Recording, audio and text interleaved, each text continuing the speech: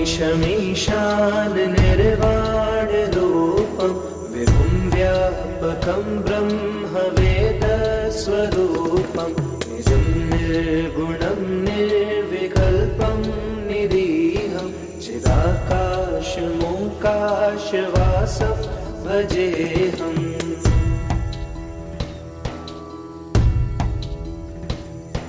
निराकारमोङ्कारमूलं तुरीयं गिराज्ञानभूतीतमीशं गिरीशं करालं महाकालकालं कृपालं गुणागारसंसारपारं नतोऽहम्।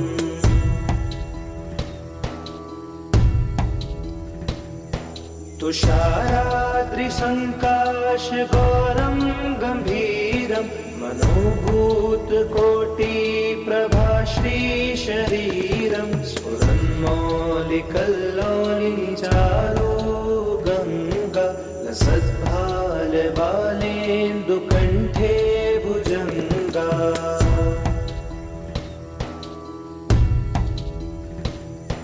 चलत्कुण्डलं सुनेत्रं विशालं प्रसन्नाननं नीलकण्ठं दयालं मृगाधीशचर्माम्बरं मुण्डमालं प्रियं शङ्करं सर्वनाथं भजामि।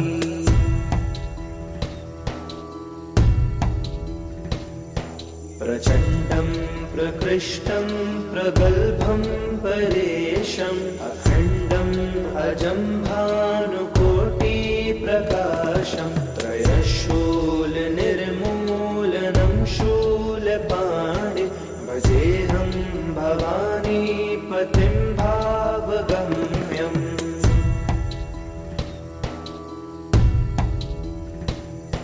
करातीतकल्याणकल्पान्तकारी सदा सज्जनानन्ददाता पुरारि चिदानन्दसन्दोहमोहापहारि प्रसीद प्रसीद प्रभो मन्मथारी।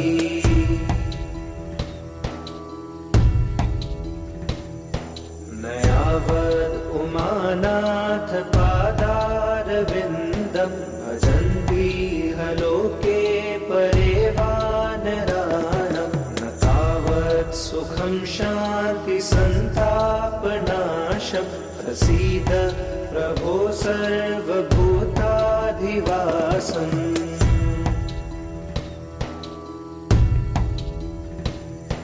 न जानामि योगं जपं नैव पूजां नतोऽहं सदा सर्वदा शम्भुतोऽभ्यं जराजन्म दुःखोऽव्यतातप्यमानं प्रभो पाहि आपन्नमामीश शम्भो।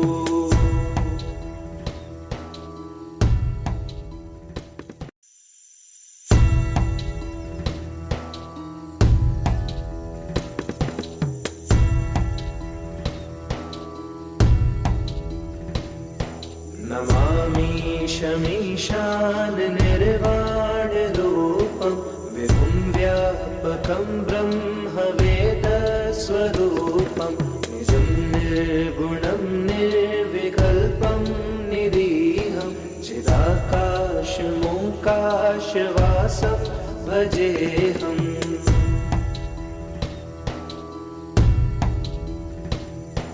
निराकारमोङ्कारमूलं तुरीयं गिराज्ञानभूतीतमीशं गिरीशं करालं महाकालकालं कृपालं गुणागारसंसारपारं नतोऽहम्।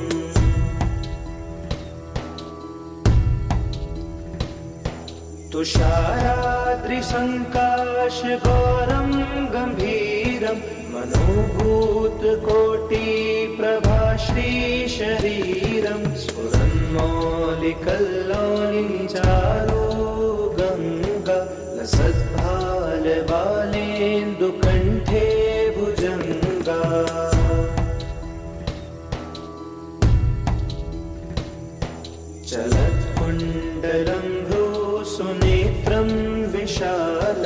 प्रसन्नाननं नीलकण्ठं दयालं मृगाधीशचर्माम्बरं मुण्डमालं प्रियं शङ्करं सर्वनाथं भजामि।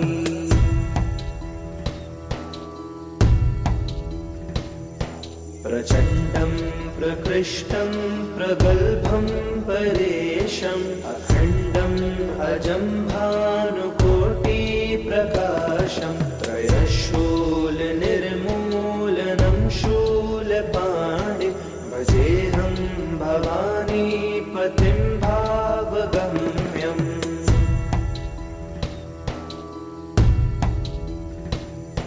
करातीत कल्याणकल्पान्तकारी सदा सज्जनानन्ददाता पुरारी चिदानन्द सन्दोहमोहापहारी प्रसीद प्रसीद प्रभो मन्मथारी।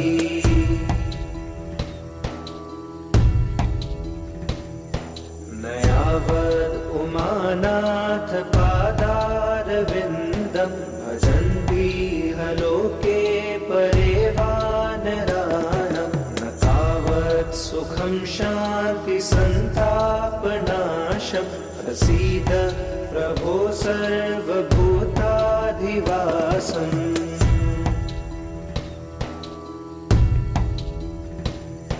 न जानामि योगं जपं नैव पूजां न तोऽहं सदा सर्वदा शम्भुतोऽभ्यं जराजन्म दुःखोऽव्यतातप्यमानं प्रभो पाहि आपन्नमामीश शम्भो।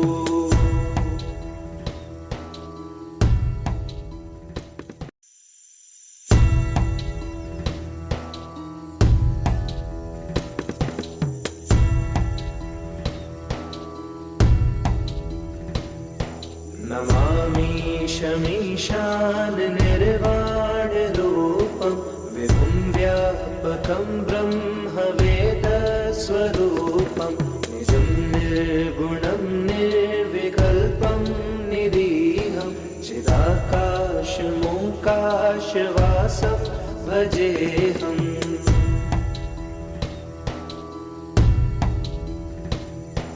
निराकारमोङ्कारमूलं तुरीयं गिराज्ञानगोतीतमीशं गिरीशं करालं महाकालकालं कृपालं गुणागारसंसारपारं नतोऽहम्।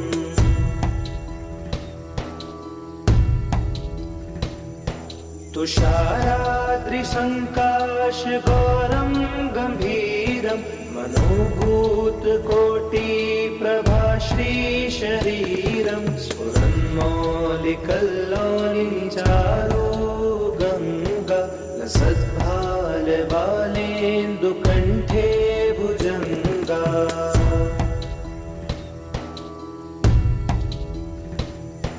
चलत्कुण्डलं सुनेत्रं विशालं प्रसन्नाननं नीलकण्ठं दयालं मृगाधीशचर्माम्बरं मुण्डमालं प्रियं शङ्करं सर्वनाथं भजामि।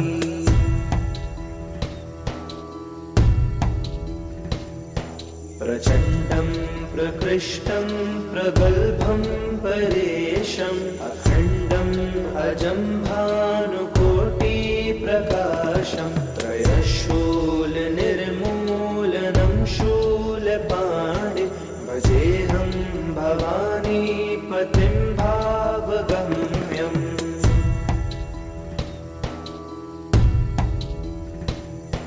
करातीत कल्याणकल्पान्तकारी सदा सज्जनानन्ददाता पुरारी चिदानन्द सन्दोहमोहापहारी प्रसीद प्रसीद प्रभो मन्मथारी।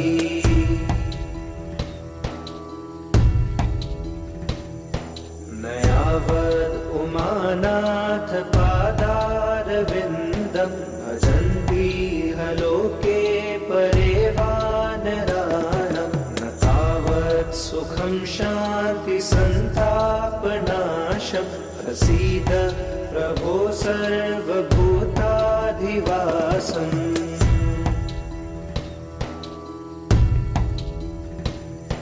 न जानामि योगं जपं नैव पूजां नतोऽहं सदा सर्वदा शम्भुतोऽभ्यं जराजन्म दुःखोऽव्यतातप्यमान प्रभो पाहि आपन्नमामीश शम्भो।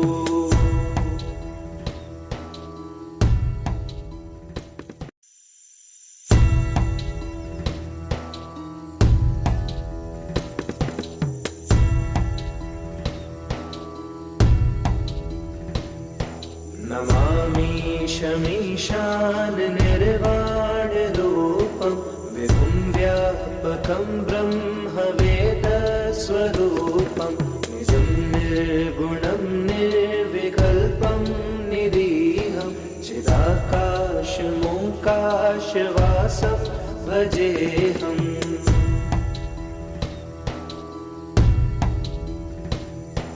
निराकारमोङ्कारमूलं तुरीयं गिराज्ञानगोतीतमीशं गिरीशं करालं महाकालकालं कृपालं गुणागारसंसारपारं नतोऽहम्।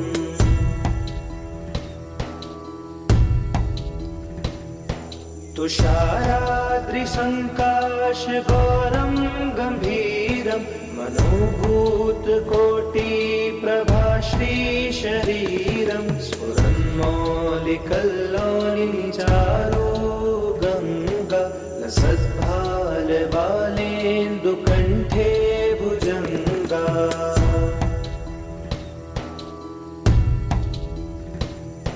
चलत्कुण्डलं सुनेत्रं विशालं प्रसन्नाननं नीलकण्ठं दयालं मृगाधीशचर्माम्बरं मुण्डमालं प्रियं शङ्करं सर्वनाथं भजामि।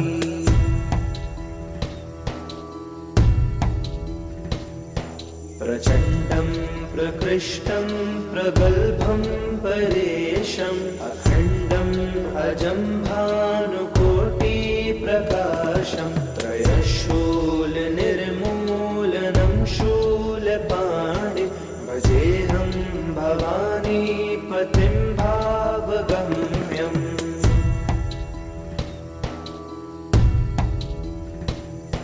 कलातीत कल्याणकल्पान्तकारी सदा सज्जनानन्ददाता पुरारी चिदानन्द सन्दोहमोहापहारी प्रसीद प्रसीद प्रभो मन्मथारी।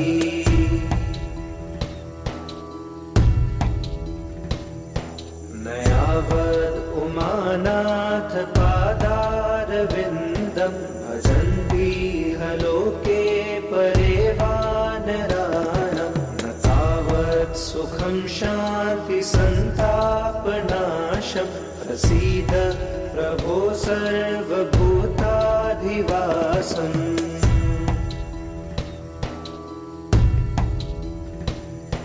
न जानामि योगं जपं नैव पूजां नतोऽहं सदा सर्वदा शम्भुतोऽभ्यं जराजन्म दुःखोऽव्यतातप्यमान प्रभो पाहि आपन्नमामीश शम्भो।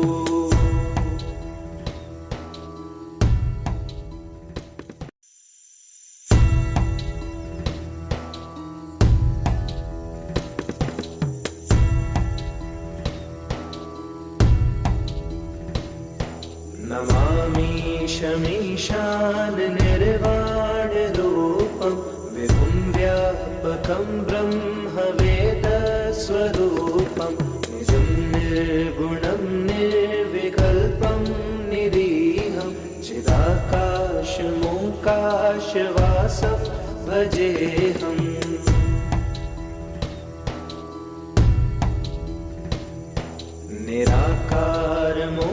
निराकारमोङ्कारमूलं तुरीयं गिराज्ञानगोतीतमीशं गिरीशं करालं महाकालकालं कृपालं गुणागारसंसारपारं नतोऽहम्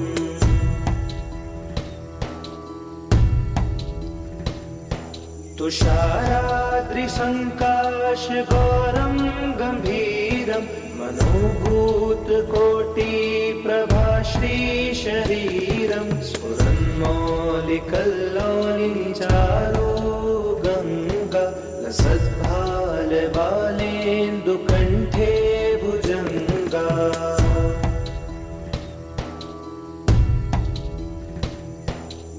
चलत्कुण्डलं सुनेत्रं विशालं प्रसन्नाननं नीलकण्ठं दयालं मृगाधीशचर्माम्बरं मुण्डमालं प्रियं शङ्करं सर्वनाथं भजामि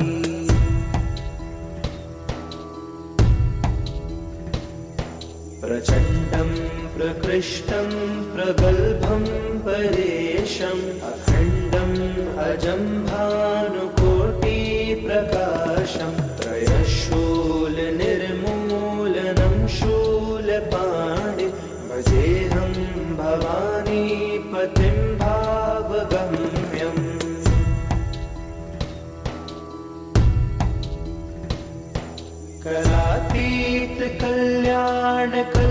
करातीतकल्याणकल्पान्तकारी सदा सज्जनानन्ददाता पुरारि चिदानन्दसन्दोहमोहापहारि प्रसीद प्रसीद प्रभो मन्मथारी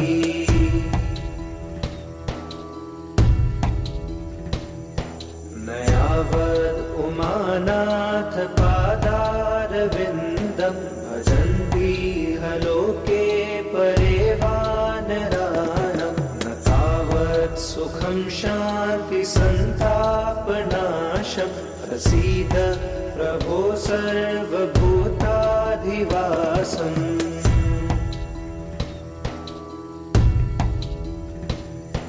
न जानामि योगं जपं नैव पूजां नतोऽहं सदा सर्वदा शम्भुतोऽभ्यं जराजन्म दुःखोऽव्यतातप्यमानं प्रभो पाहि आपन्नमामीश शम्भो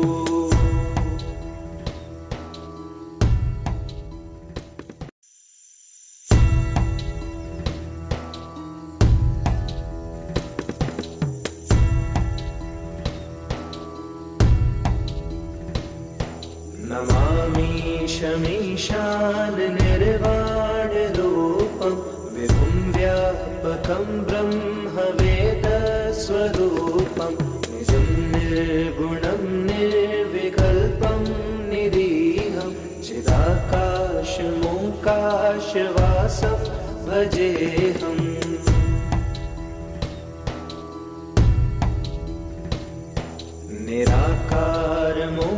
निराकारमोङ्कारमूलं तुरीयं गिराज्ञानगोतीतमीशं गिरीशं करालं महाकालकालं कृपालं गुणागारसंसारपारं नतोऽहम्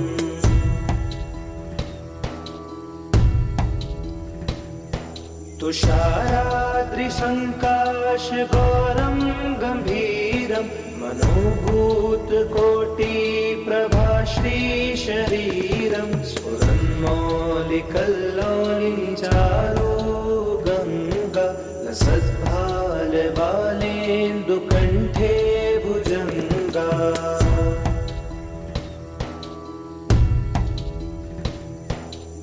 चलत्कुण्डलं सुनेत्रं विशालं प्रसन्नाननं नीलकण्ठं दयालं मृगाधीशचर्माम्बरं मुण्डमालं प्रियं शङ्करं सर्वनाथं भजामि।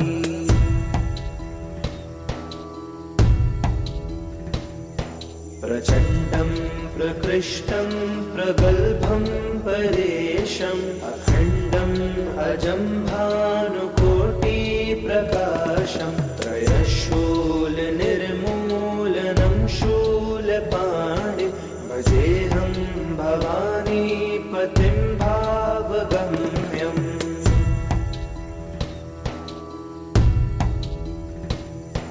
करातीत कल्याणकल्पान्तकारी सदा सज्जनानन्ददाता पुरारी चिदानन्द सन्दोहमोहापहारी प्रसीद प्रसीद प्रभो मन्मथारी।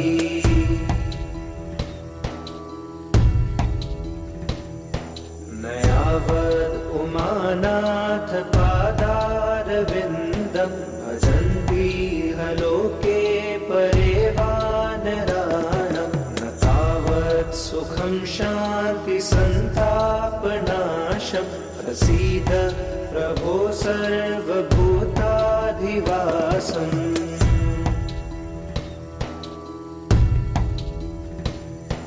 न जानामि योगं जपं नैव पूजां नतोऽहं सदा सर्वदा शम्भुतोऽभ्यं जराजन्म दुःखोऽव्यतातप्यमानं प्रभो पाहि आपन्नमामीश शम्भो।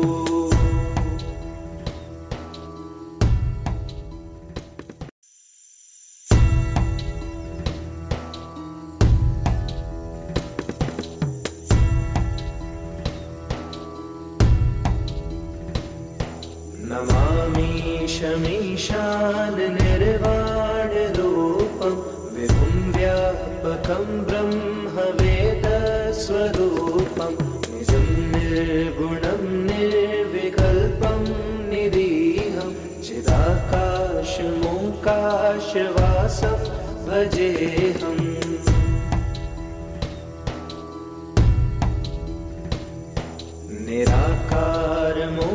निराकारमोङ्कारमूलं तुरीयं गिराज्ञानगोतीतमीशं गिरीशं करालं महाकालकालं कृपालं गुणागारसंसारपारं नतोऽहम्।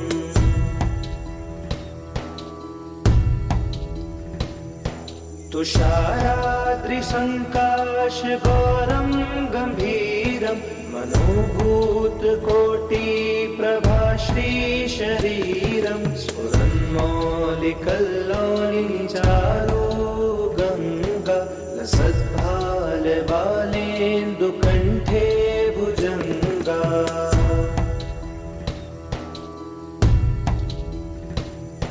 चलत्कुण्डलं सुनेत्रं विशालं प्रसन्नाननं नीलकण्ठं दयालं मृगाधीशचर्माम्बरं मुण्डमालं प्रियं शङ्करं सर्वनाथं भजामि।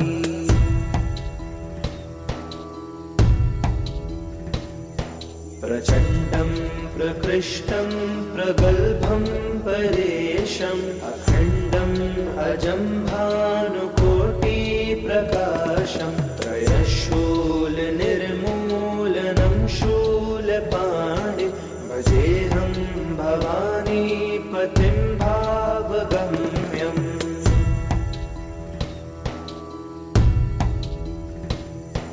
करातीत कल्याणकल्पान्तकारी सदा सज्जनानन्ददाता पुरारी चिदानन्द सन्दोहमोहापहारी प्रसीद प्रसीद प्रभो मन्मथारी।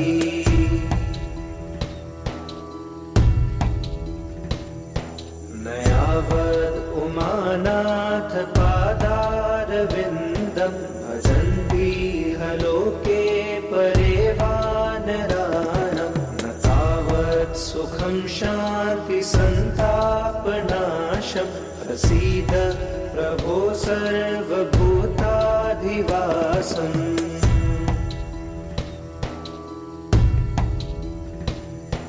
न जानामि योगं जपं नैव पूजां नतोऽहं सदा सर्वदा शम्भुतोऽभ्यं जराजन्म दुःखोऽव्यतातप्यमान प्रभो पाहि आपन्नमामीश शम्भो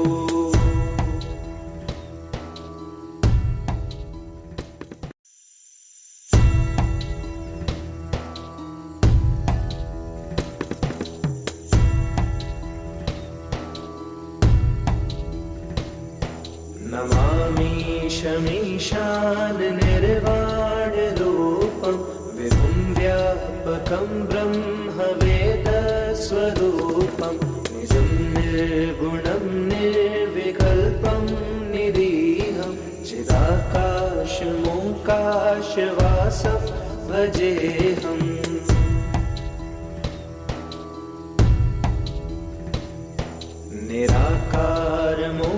निराकारमोङ्कारमूलं तुरीयं गिराज्ञानभूतीतमीशं गिरीशं करालं महाकालकालं कृपालं गुणागारसंसारपारं नतोऽहम्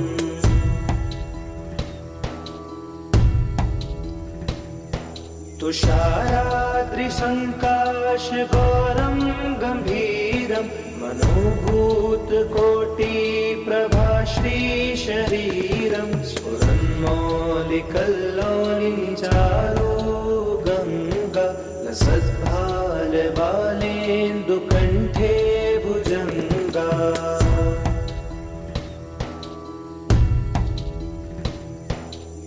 चलत्कुण्डलं सुनेत्रं विशालं प्रसन्नाननं नीलकण्ठं दयालं मृगाधीशचर्माम्बरं मुण्डमालं प्रियं शङ्करं सर्वनाथं भजामि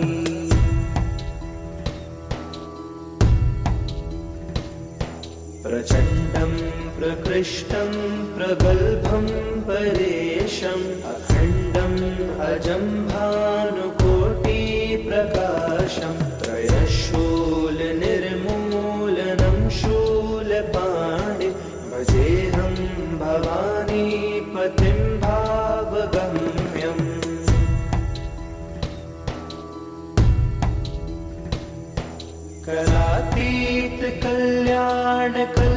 कलातीतकल्याणकल्पान्तकारी सदा सज्जनानन्ददाता पुरारि चिदानन्दसन्दोहमोहापहारि प्रसीद प्रसीद प्रभो मन्मथारी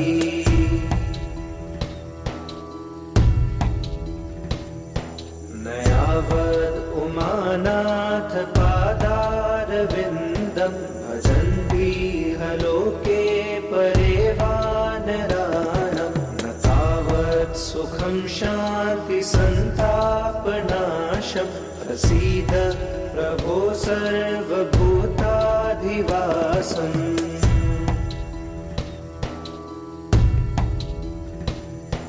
न जानामि योगं जपं नैव पूजां नतोऽहं सदा सर्वदा शम्भुतोऽभ्यं जराजन्म दुःखोऽव्यतातप्यमान प्रभो पाहि आपन्नमामीश शम्भो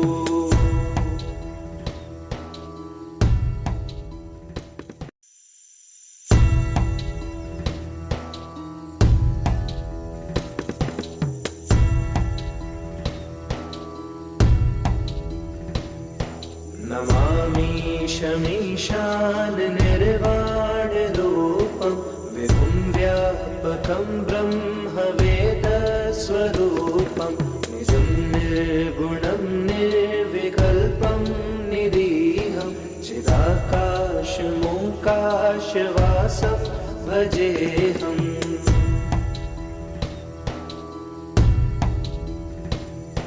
निराकारमोङ्कारमूलं तुरीयं गिराज्ञानगोतीतमीशं गिरीशं करालं महाकालकालं कृपालं गुणागार संसारपारं नतोऽहम्।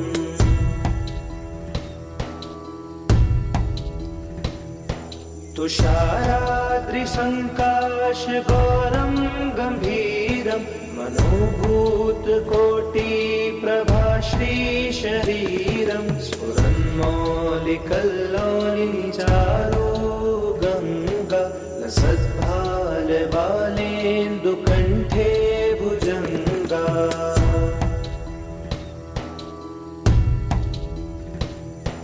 चलत्कुण्डलं सुनेत्रं विशालं प्रसन्नाननं नीलकण्ठं दयालं मृगाधीशचर्माम्बरं मुण्डमालं प्रियं शङ्करं सर्वनाथं भजामि।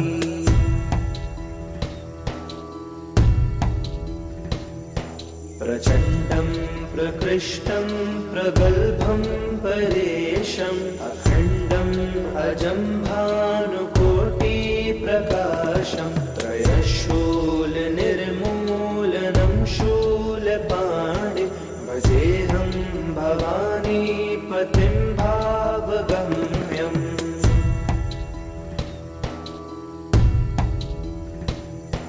कलातीतकल्याणकल्पान्तकारी सदा सज्जनानन्ददाता पुरारि चिदानन्दसन्दोहमोहापहारि प्रसीद प्रसीद प्रभो मन्मथारी।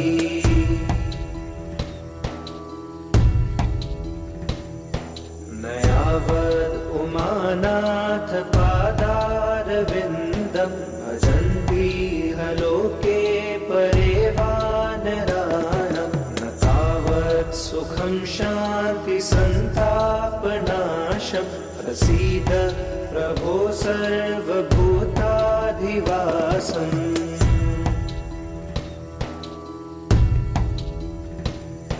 न जानामि योगं जपं नैव पूजां नतोऽहं सदा सर्वदा शम्भुतोऽभ्यं जराजन्म दुःखो व्यतातप्यमानं प्रभो पाहि आपन्नमामीश शम्भो।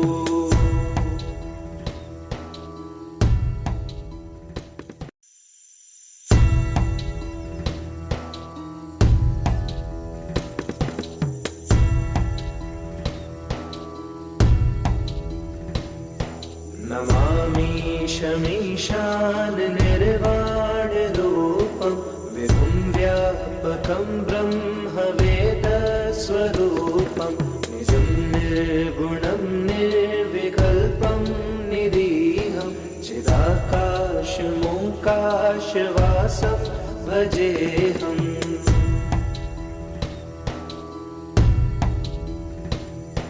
निराकारमोङ्कारमूलं तुरीयं गिराज्ञानगोतीतमीशं गिरीशं करालं महाकालकालं कृपालं गुणागार संसारपारं नतोऽहम्।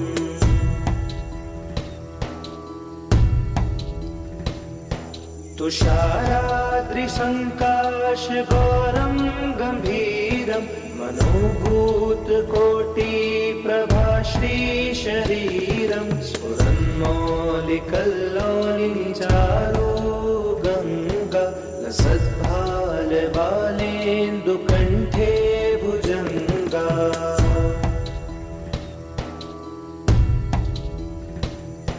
चलत्कुण्डलं सुनेत्रं विशालं प्रसन्नाननं नीलकण्ठं दयालं गङ्गाधीशचर्माम्बरं मुण्डमालं प्रियं शङ्करं सर्वनाथं भजामि।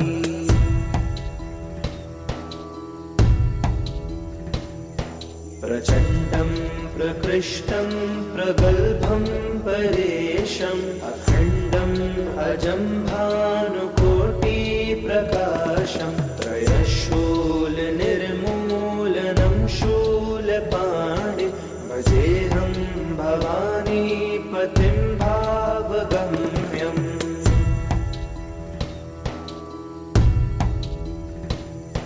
करातीत कल्याणकल्पान्तकारी सदा सज्जनानन्ददाता पुरारी चिदानन्द सन्दोहमोहापहारी प्रसीद प्रसीद प्रभो मन्मथारी।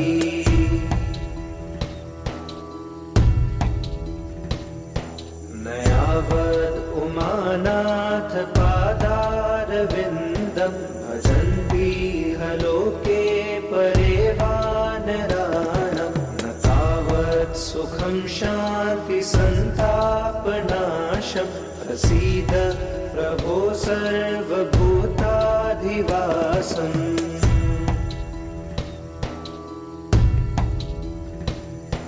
न जानामि योगं जपं नैव पूजां नतोऽहं सदा सर्वदा शम्भुतोऽभ्यं जराजन्म दुःखोऽव्यतातप्यमान प्रभो पाहि आपन्नमामीश शम्भो।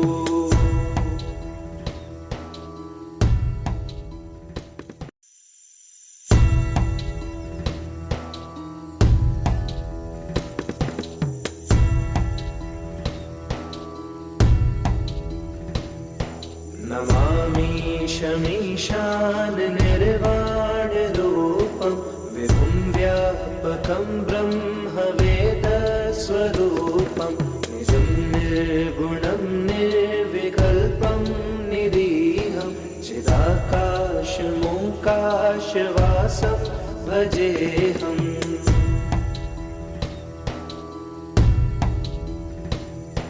निराकारमोङ्कारमूलं तुरीयं गिराज्ञानगोतीतमीशं गिरीशं करालं महाकालकालं कृपालं गुणागारसंसारपारं नतोऽहम्।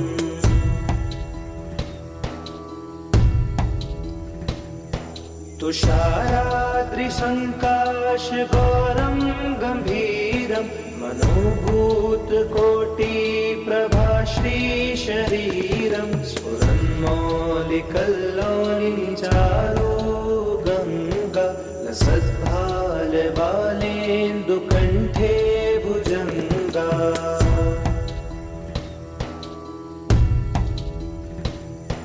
चलत्कुण्डलं सुनेत्रं विशालं प्रसन्नाननं नीलकण्ठं दयालं मृगाधीशचर्माम्बरं मुण्डमालं प्रियं शङ्करं सर्वनाथं भजामि।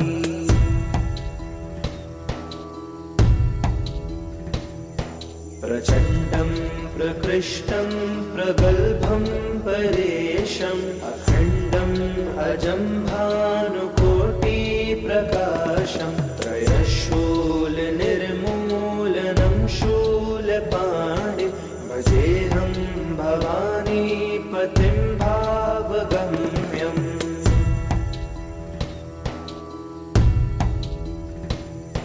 करातीत कल्याणकल्पान्तकारी सदा सज्जनानन्ददाता पुरारी चिदानन्द सन्दोहमोहापहारी प्रसीद प्रसीद प्रभो मन्मथारी।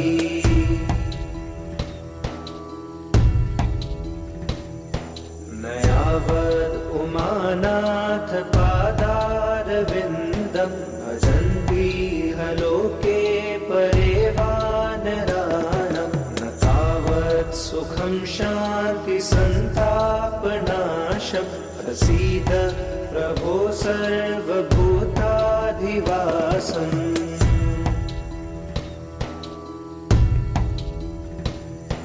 न जानामि योगं जपं नैव पूजां नतोऽहं सदा सर्वदा शम्भुतोऽभ्यं जराजन्म दुःखो व्यतातप्यमान प्रभो पाहि आपन्नमामीश शम्भो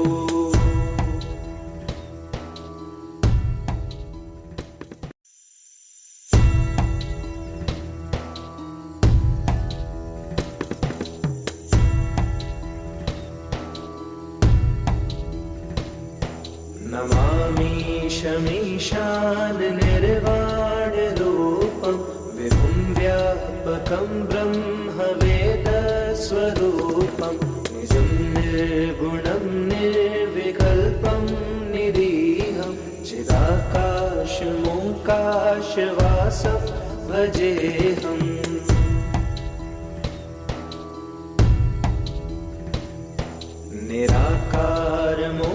निराकारमोङ्कारमूलं तुरीयं गिराज्ञानभूतीतमीशं गिरीशं करालं महाकालकालं कृपालं गुणागारसंसारपारं नतोऽहम्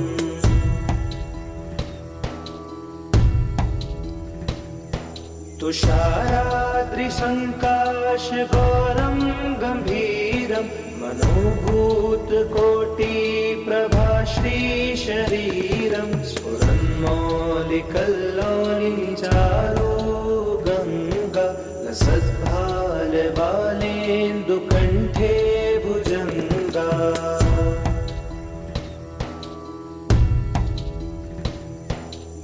चलत्कुण्डलं सुनेत्रं विशालं प्रसन्नाननं नीलकण्ठं दयालं मृगाधीशचर्माम्बरं मुण्डमालं प्रियं शङ्करं सर्वनाथं भजामि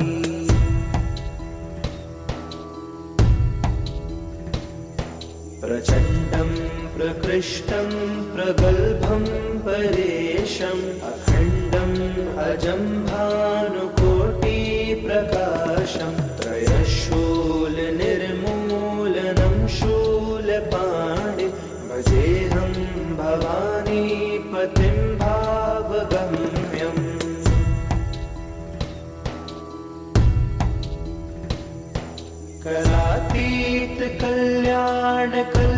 करातीतकल्याणकल्पान्तकारी सदा सज्जनानन्ददाता पुरारि चिदानन्दसन्दोहमोहापहारि प्रसीद प्रसीद प्रभो मन्मथारी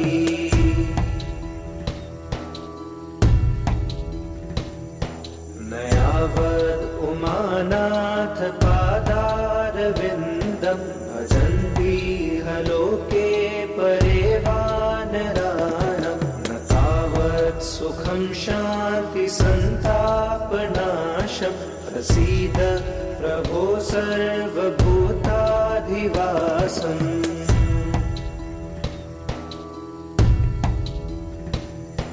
न जानामि योगं जपं नैव पूजां नतोऽहं सदा सर्वदा शम्भुतोऽभ्यं जराजन्म दुःखो व्यतातप्यमान प्रभो पाहि आपन्नमामीश शम्भो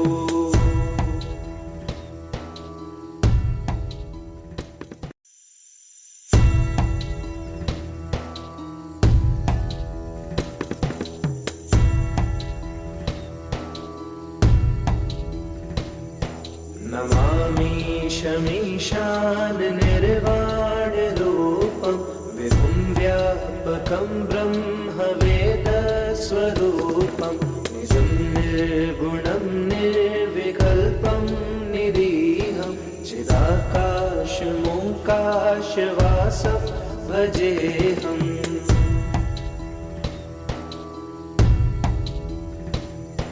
निराकारमोङ्कारमूलं तुरीयं गिराज्ञानगोतीतमीशं गिरीशं करालं महाकालकालं कृपालं गुणागारसंसारपारं नतोऽहम्।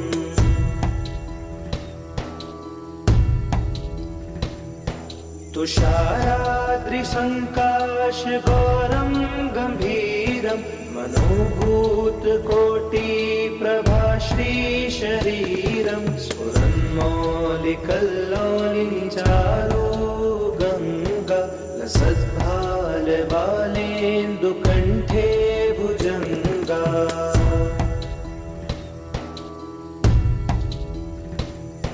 चलत्कुण्डलं सुनेत्रं विशालं प्रसन्नाननं नीलकण्ठं दयालं मृगाधीशचर्माम्बरं मुण्डमालं प्रियं शङ्करं सर्वनाथं भजामि।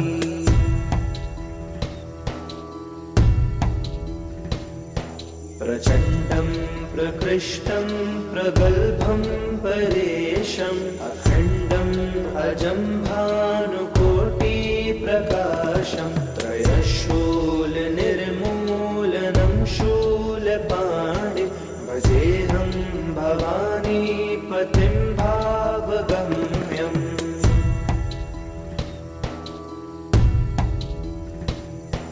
कलातीतकल्याणकल्पान्तकारी सदा सज्जनानन्ददाता पुरारि चिदानन्दसन्दोहमोहापहारि प्रसीद प्रसीद प्रभो मन्मथारी।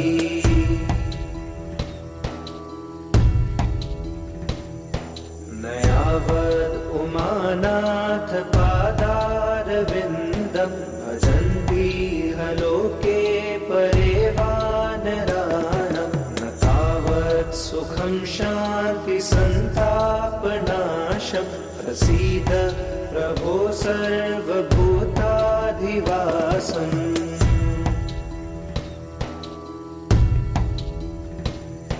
न जानामि योगं जपं नैव पूजां नतोऽहं सदा सर्वदा शम्भुतोऽभ्यं जराजन्म दुःखो व्यतातप्यमानं प्रभो पाहि आपन्नमामीश शम्भो।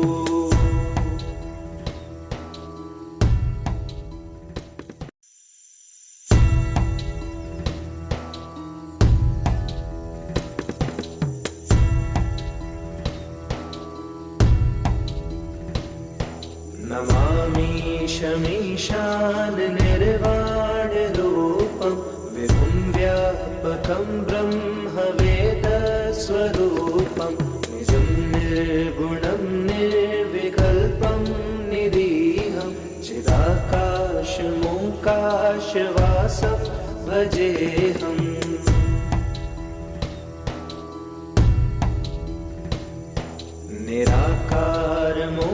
निराकारमोङ्कारमूलं तुरीयं गिराज्ञानगोतीतमीशं गिरीशं करालं महाकालकालं कृपालं गुणागारसंसारपारं नतोऽहम्।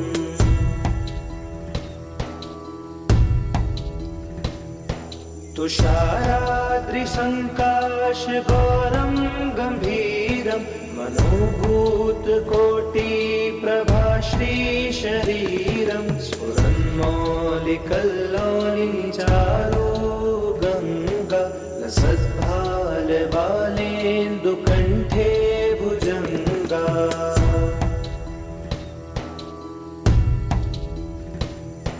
चलत्कुण्डलं सुनेत्रं विशालं प्रसन्नाननं नीलकण्ठं दयालं मृगाधीशचर्माम्बरं मुण्डमालं प्रियं शङ्करं सर्वनाथं भजामि।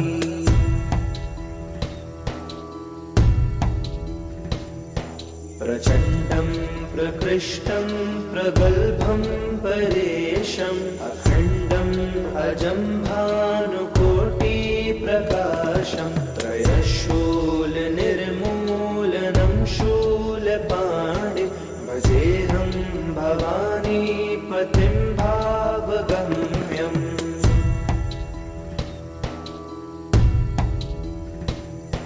कलातीत कल्याणकल्पान्तकारी सदा सज्जनानन्ददाता पुरारी चिदानन्द सन्दोहमोहापहारी प्रसीद प्रसीद प्रभो मन्मथारी।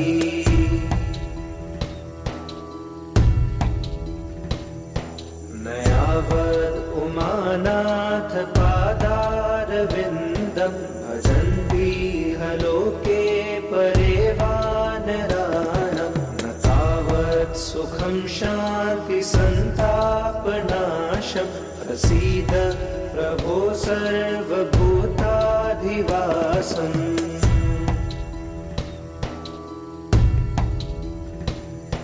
न जानामि योगं जपं नैव पूजां नतोऽहं सदा सर्वदा शम्भुतोऽभ्यं जराजन्म दुःखो व्यतातप्यमानं प्रभो पाहि आपन्नमामीश शम्भो।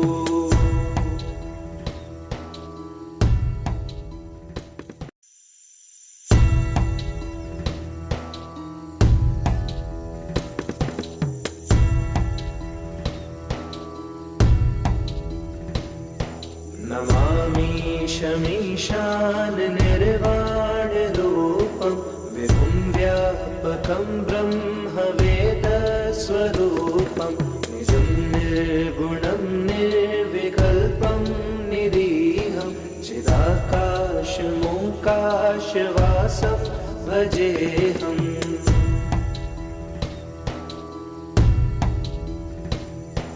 निराकारमोङ्कारमूलं तुरीयं गिराज्ञानभूतीतमीशं गिरीशं करालं महाकालकालं कृपालं गुणागारसंसारपारं नतोऽहम्।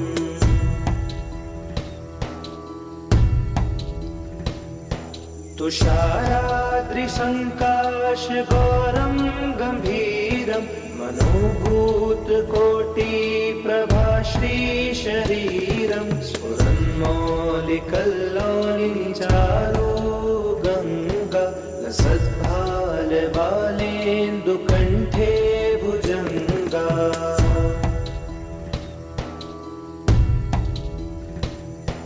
चलत्कुण्डलं सुनेत्रं विशालं प्रसन्नाननं नीलकण्ठं दयालं मृगाधीशचर्माम्बरं मुण्डमालं प्रियं शङ्करं सर्वनाथं भजामि।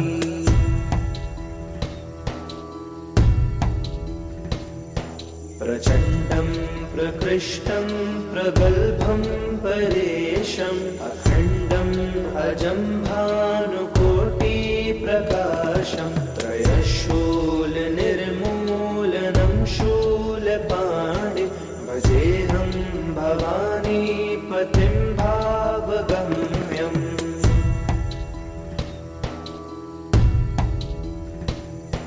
कलातीत कल्याणकल्पान्तकारी सदा सज्जनानन्ददाता पुरारी चिदानन्द सन्दोहमोहापहारी प्रसीद प्रसीद प्रभो मन्मथारी।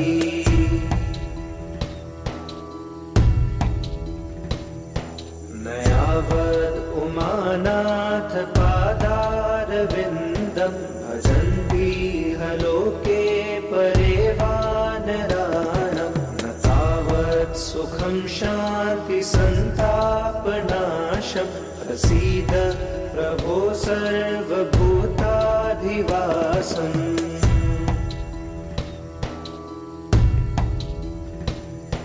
न जानामि योगं जपं नैव पूजां नतोऽहं सदा सर्वदा शम्भुतोऽभ्यं जराजन्म दुःखोऽव्यतातप्यमान प्रभो पाहि आपन्नमामीश शम्भो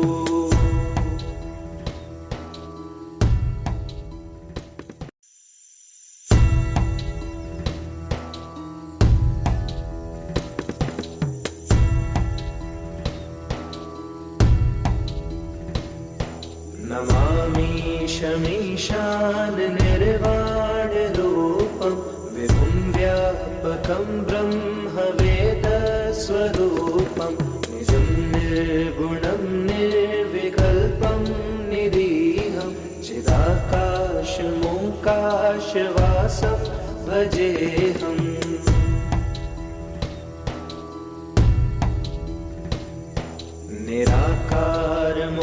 निराकारमोङ्कारमूलं तुरीयं गिराज्ञानभूतीतमीशं गिरीशं करालं महाकालकालं कृपालं गुणागारसंसारपारं नतोऽहम्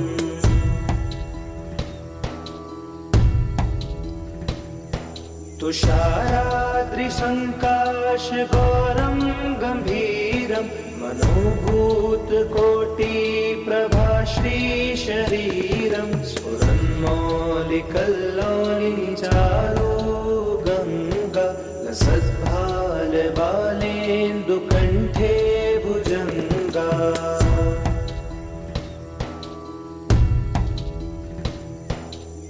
चलत्कुण्डलं सुनेत्रं विशालं प्रसन्नाननं नीलकण्ठं दयालं मृगाधीशचर्माम्बरं मुण्डमालं प्रियं शङ्करं सर्वनाथं भजामि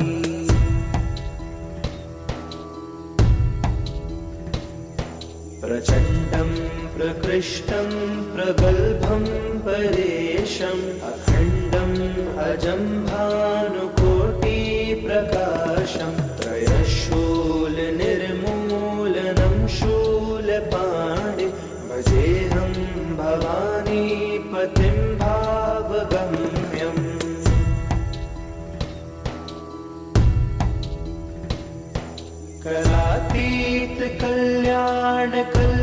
करातीतकल्याणकल्पान्तकारी सदा सज्जनानन्ददाता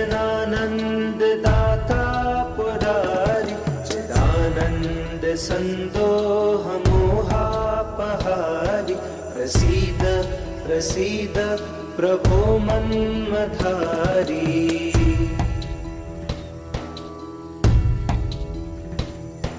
नयावद् उमानाथ पादारविन्दं भजन्तीह लोके परे वानराणां न तावत् सुखं शान्ति सन्तापनाशं प्रसीद प्रभो सर्वभूताधिवासम्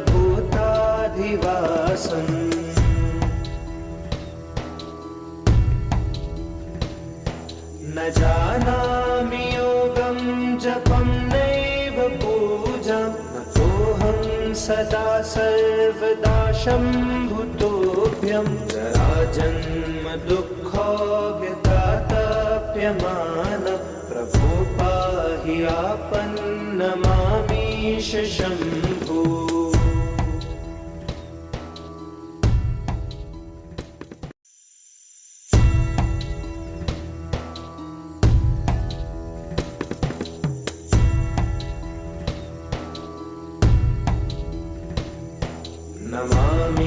नमामीशमीशान निर्वाणरूपं विभुं व्यापकं ब्रह्मवेदस्वरूपं निजं निर्गुणं निर्विकल्पं निरीहं चिदाकाशमोकाशवासं शङ्काशवासं भजेऽहम्।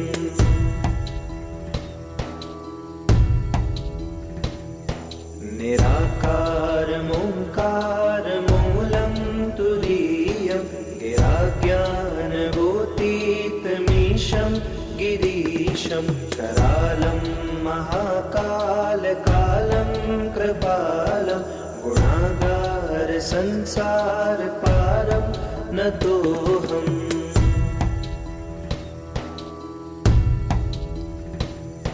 तुषाराद्रिसङ्काशघोरं गम्भीरं मनोभूतकोटिप्रभाश्रीशरीरं स्फुरन्मौलिकल्लोलिचारो गङ्गा लसद्भालबालेन्दुकण्ठे भुजङ्गा।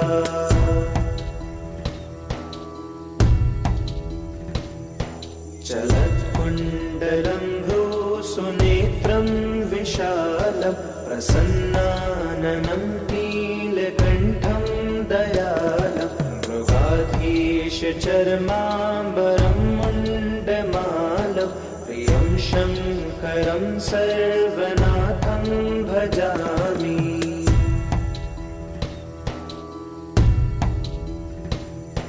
प्रचण्डं प्रकृष्टं प्रगल्भं परेशम् अखण्डम् अजं भानुकोटिप्रकाशं त्रयशूलनिर्मूलनं शूलपाणि भजेऽहं भवानीपतिं भावगम्यम्।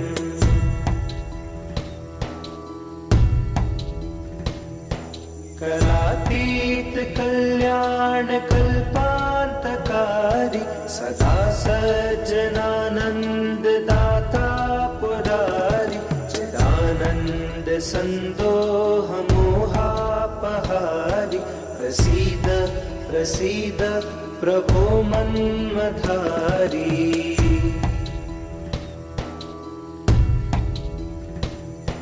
न यावद् उमानाथ पादारविन्दं भजन्तीह लोके परे वानराणां न तावत् सुखं शान्तिसन्तापनाशं प्रसीद प्रभो सर्वभूताधिवासम्।